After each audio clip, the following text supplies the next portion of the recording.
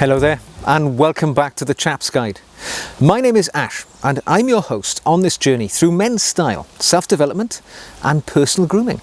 And you join me today on my bench of contemplation in the woods, where I like to go to sit and think and ponder the great decisions of men's style.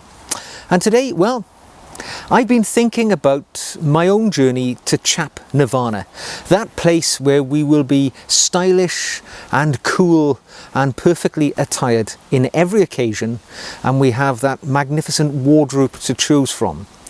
We'll never get there, of course. The journey is the most important thing. And I've been thinking about some of those other great icons of men's style, and those other people who always appear to be just superbly well put together. And I've looked at the way that they deliver that, the way that they demonstrate that style. And I've discovered that many of them actually have many of the same traits, the habits that they put in place to ensure that they are perennially stylish. And today, I'm going to share my list of traits, habits, that I think make men the most stylish among their peers. Now, my first habit that I think sets apart those who are exceptionally stylish is that they understand the rules of style and understand, more importantly, when to break those rules. Because if you do any research on the subject of style, fashion even, fashion is a word I don't like to use that often, but style most certainly, you will find lots of hierarchical rules of style. They will tell you that you can only wear certain things to certain occasions. They will talk about dress protocol. They'll talk about the buttons that you should do up and should never do up. They will talk about colours that you have to wear with certain other colours. But the reality is, many of these rules of style are absolutely antiquated and out of step with this modern casual world that we live in today.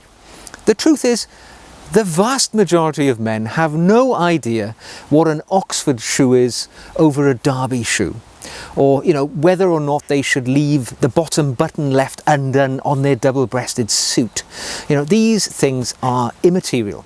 The truth is, as long as you've got a basic understanding of the rules of style, you won't go far wrong. And then you can make your own informed decisions when you choose to break those rules of style. So if you get invited to a black tie event, for instance, you should realise that if you break the black tie rules, if you want to wear a white tuxedo to what everybody else will be wearing a black tuxedo, it could be upsetting to the host. It could be offensive to other people present that you've broken from the rules. So in those occasions, it's important to understand, yes, I know there's a protocol and I am going to comply with it. But don't be hog-tied by these so-called rules of style. Understand that they can be broken. Get some knowledge around it. A good place to start is Dressing the Man by Alan Flusser, a great sort of Bible of men's style. Good place to begin your style journey. But know the rules and then you can break them. Now, the next trait that you will find all stylish men sharing, and that is they know the name of their tailor or seamstress or the person who does the alteration work for them on their clothing. They can be called different things wherever you live, but we would refer to it as a tailor here in the UK. Now, why do I say it's important to know their name? Well, if you know their name, it means you will be speaking to them regularly. And it's important to know that tailors are not just for your suits. They can be certainly just for your suits, but they can be for your casual attire as well. If you want to get the optimum fit on your clothing, more often than not, if you can't get it off the shelf, you will need to go and see your tailor, and they will adjust it so that it fits you perfectly. And as a gentleman, you want that silhouette of broad shoulders, slim waist. That is what your tailor can achieve for you. Whether you're a skinny guy or a heavy guy, your tailor can help you hit that perfect fit. And don't forget, your outer clothing is equally able to be tailored too. So if you've got a raincoat or an overcoat or even a casual jacket which is a little bit too big or a little bit too small, take it along to the tailor and ask them, is there anything that can be done? You'll be surprised of the miracles that can be worked by somebody who knows their way around a needle and thread. The only thing that's stopping you is asking the question. So, follow that good habit, get yourself a tailor, and know them so well that you call each other by your first name. Now, the next habit that you need to acquire is to know how to take care of your clothing. I've done videos on this on the channel. Have a look around, see what's out there, see what you can learn. But by and large, people who look good in their clothing, respect their clothing, and they look after their clothing. Now, it begins with small things, like when you take your jacket off when you go to work, you put it on a coat hanger, you don't hang it on the back of your chair. You look after your shoes, you put shoe trees in them, you polish them once a week, you put renovation cream on them every so often to make sure the leather is in the best possible condition. And you know how to look after your clothes on a basic level. You can sew on a button, you can sew up a hem if it becomes loose and your trouser hem falls down before you go out to a big meeting. You can fix it yourself. Acquire these skills and understand and respect your clothing, because when you do that, you will get the best return for your investment. Know when to take your jacket to the dry cleaners because you've put a note when you took it last in your diary. If you apportion that level of detail and interest in your clothing, you will find that the investment you make will pay you back. You will look great for much longer. So acquire the habit of learning how to look after your clothing. Now, one habit which well-dressed men will do well to acquire is to know where to get the best items from, because there is no one-stop shop for all of your clothing. And in this world, where everybody these days is doing all of their shopping online, it's very difficult to get that true perspective of the quality of things, because they come through the door, and you put them on, you wear them, you don't appreciate that there may be less expensive but better items available elsewhere. So the well-dressed man is prone to do research. He shops around, he reads publications, he asks people. If you see somebody wearing an item of clothing that you find really attractive, that you think would work for you, compliment them, tell them, "I love your jacket, sir. Where did you get it from? I'd love to try something like this." Or you read niche publications. They're many and varied in nature, but they tend to have the smaller manufacturers showcased within them, which make superb clothing. I've got some which I absolutely would never have found unless I'd gone looking. I buy all of my pocket squares, cravats and scarves from Soho Scarves, a small company in London. I buy my knitwear from North Sea Clothing and Stanley Biggs, two British knitwear companies which you will never find in any ordinary shop because they're quite niche. So do your research, shop around and acquire the habit of seeking out the best items at the best prices. Now, another habit which the well-dressed man will do well to acquire is to know what items work best for him and when to leverage them for best effect in the way that he dresses. Because I think all of us will have a nemesis, all right? We've all got an item of clothing that we would love to wear. We think it would look great on us, but when we put it on, it just doesn't work. It might be white trousers or whatever it may be, it just doesn't work for you when you do it. The well-dressed chap will try on that garment and he will understand that it doesn't accentuate his positives or it displays more of his negatives. So he realizes that even though it's stylish and fashionable, it doesn't work for him. There are other items which certainly will, and he will leverage them to the best possible effect to get that silhouette that he's looking for. If he favors darker colors because they're rather slimming or makes him look a little taller, he will understand that and he will incorporate that into his rotation of clothing to make sure he looks his very best all of the time. Now, my next habit is don't be afraid to dress your age. Listen, I get it, right? I am 51 years of age and I am not too keen on getting any older. I wish I could stay at that magical age of 35 forever, when you're at your physical prime, you're confident and your character is well formed. But time marches on. And what I hate to see in men are people who want to cling to their youth and they try and do so by dressing much younger than their age would suggest.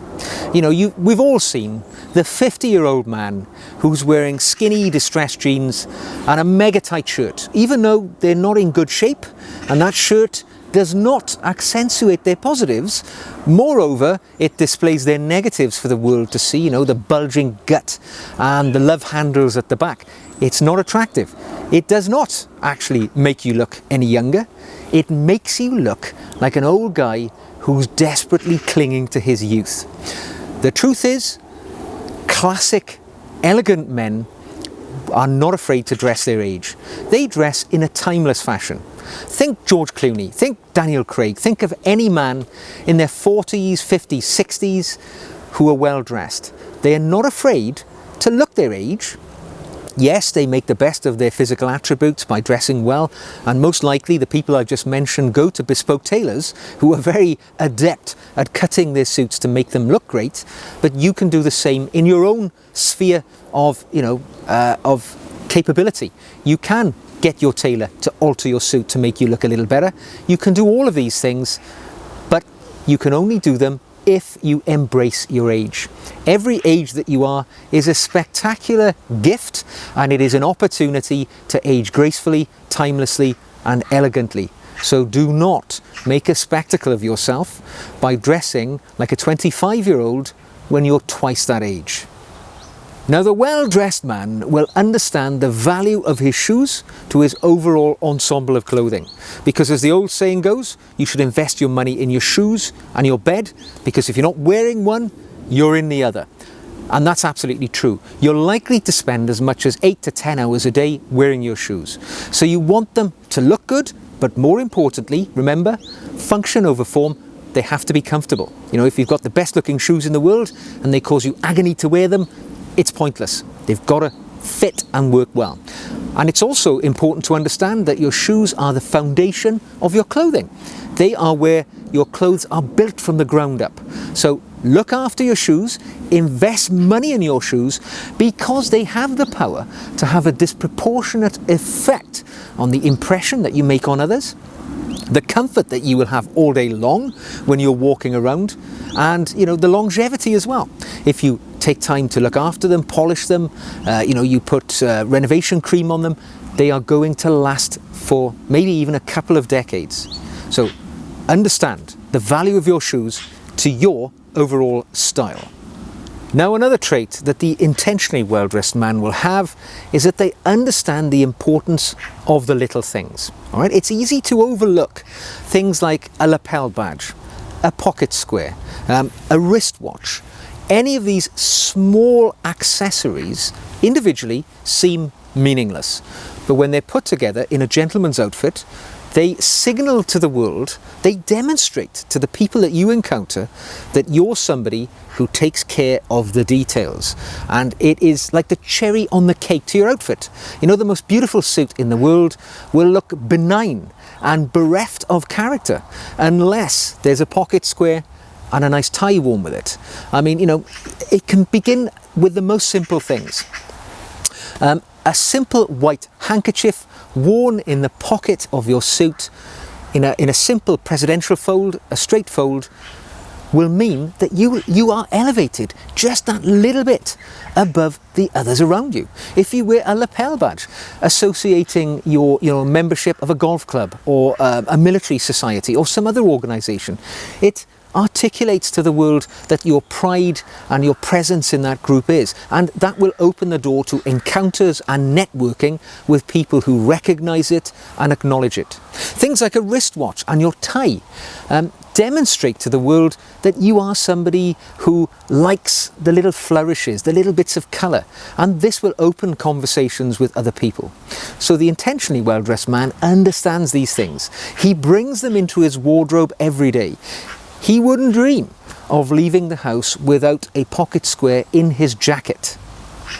And I don't blame him either, because, the very greatest amongst them, you try and find a picture of Prince Charles, who is one of the world's most stylishly dressed men.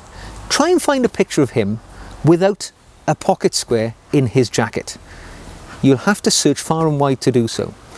And you can leverage that style as well. So take care of the details and the rest will follow. Now, when it comes to practical habits that the well-dressed man can acquire, one of the most obvious is they understand how important it is to organise their wardrobe and keep it ship-shape and Bristol fashion.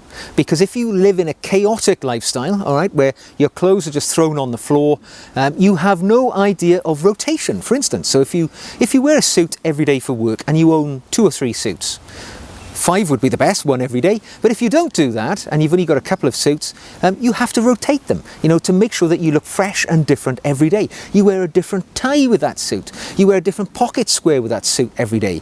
And if you order your things correctly, you can keep that rotation going much more easily. Even the practical things like hanging up your clothes effectively.